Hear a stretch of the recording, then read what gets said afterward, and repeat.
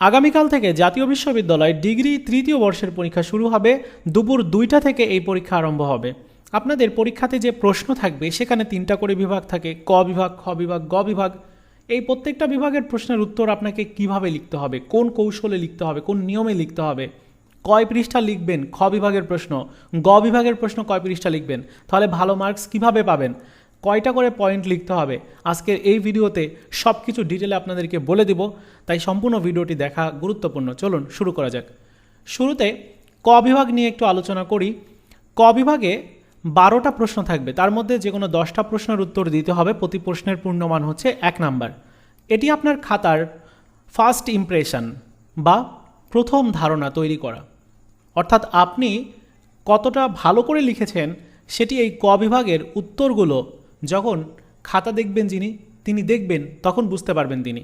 অর্থাৎ ক বিভাগে খুব ভালো করে ফোকাস দিতে হবে, বিশেষ করে খাতার প্রথম অংশে। কয়েকটা পয়েন্ট মনে রাখতে হবে। প্রথমত, সরাসরি উত্তর দিতে হবে। এখানে ভূমিকা বা বাড়তি কোনো কথা লেখার প্রয়োজন নেই। প্রশ্নে যা চাওয়া হয়েছে ঠিক ততটুকুই লিখতে হবে বা 2টার বাক্যর মধ্যে লেখা উচিত। পূর্ণ বাক্য লিখুন। যেমন যদি প্রশ্ন হয় বাংলাদেশের জাতীয় ফুল কী, তবে শুধু উত্তর হবে হচ্ছে শাপলা না লিখে লিখতে হবে বাংলাদেশের জাতীয় ফুল হচ্ছে শাপলা, এইভাবে। তারপর ধারাবাহিকতা বজায় রাখতে হবে। চেষ্টা করবেন 1 থেকে 10 পর্যন্ত সিরিয়াল ঠিক রেখে উত্তর দিতে। অর্থাৎ ক খ এরভাবে তো থাকে, তো 1 থেকে 10 পর্যন্ত আপনাকে সিরিয়াল বাই সিরিয়াল উত্তর দিতে হবে। কোনোটা যদি আপনি না পারেন তাহলে জায়গা ফাঁকা রাখবেন এবং সেখানে পরবর্তীতে মনে পড়লে অথবা বন্ধুদের হেল্প নিয়ে আপনি সেই ফাঁকা জায়গাতে উত্তরটা লিখবেন। ভুল উত্তর দিয়ে শুরু করবেন না, যা সবচেয়ে ভালো হবে সেগুলো আগে লিখুন। তো এই হচ্ছে ক বিভাগ গেল। এবার আমরা খ বিভাগ নিয়ে আলোচনা করব। এখানে 8টা প্রশ্ন থাকবে এবং প্রতিটা প্রশ্নের মান থাকবে হচ্ছে 4 নাম্বার। 5টার উত্তর দিতে হবে। এই 5টা প্রশ্ন যেহেতু উত্তর দিতে হবে, তাই এই বিভাগের মূল মন্ত্রটা হচ্ছে বা মূল বিষয়টা হচ্ছে কথা কম লিখতে হবে এবং তথ্য বেশি করে দিতে হবে। তো সেক্ষেত্রে কী করণীয়?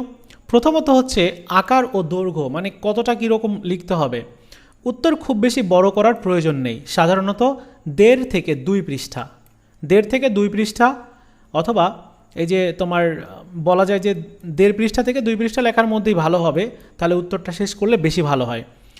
কাঠামোটা কেমন হবে? উত্তরটি 3টি অংশে ভাগ করে লিখলে সব থেকে ভালো নাম্বার পাওয়া যায়। যেমন ভূমিকা অংশ, এখানে 1 থেকে 2 লাইন, অর্থাৎ মূল প্রশ্নটি কী নিয়ে তার সংক্ষেপে আলোচনা করা। এরপর মূল বক্তব্য। মূল বক্তব্যের মধ্যে আপনাকে আবার 3টা থেকে 4টা পয়েন্ট দিতে হবে।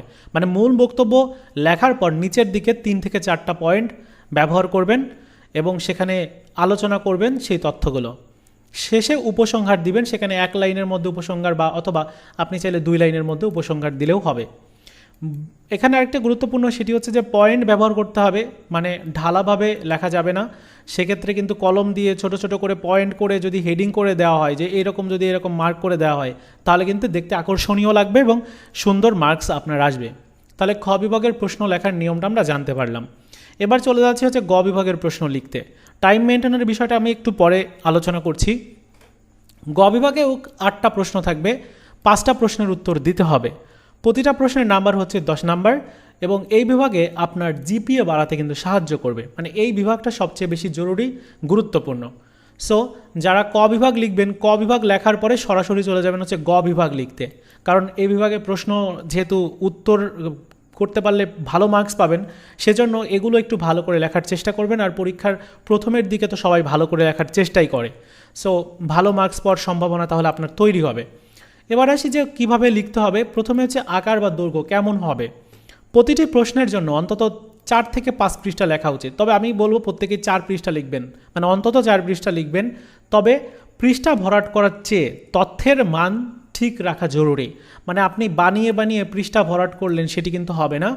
অবশ্যই সেগুলোর মধ্যে ভালো তথ্য থাকতে হবে এবং অবশ্যই তথ্যবহুল থাকতে হবে ব্যাপারটা। তারপর প্রশ্ন নির্বাচন। অনেক সময় গ বিভাগের প্রশ্নে ক এবং খ এইভাবে 2টা অংশ থাকে।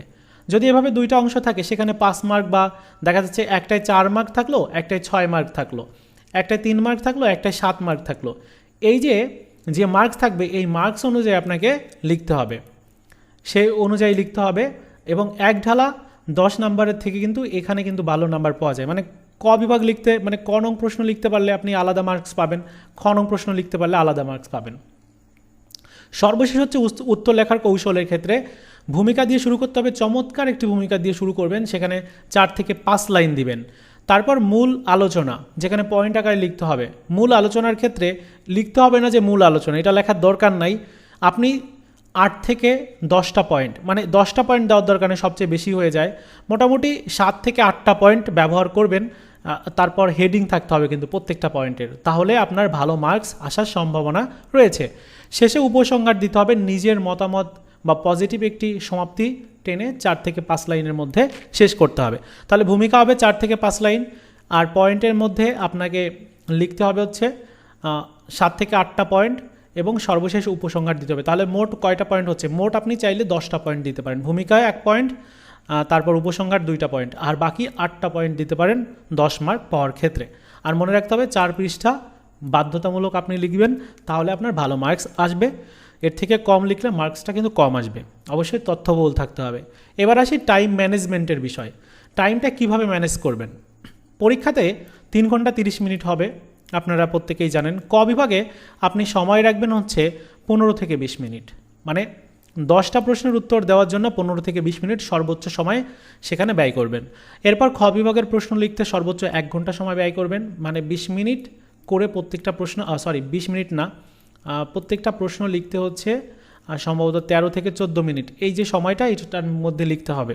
এবং গ বিভাগে 2 ঘন্টা সময় বরাদ্দ রাখুন।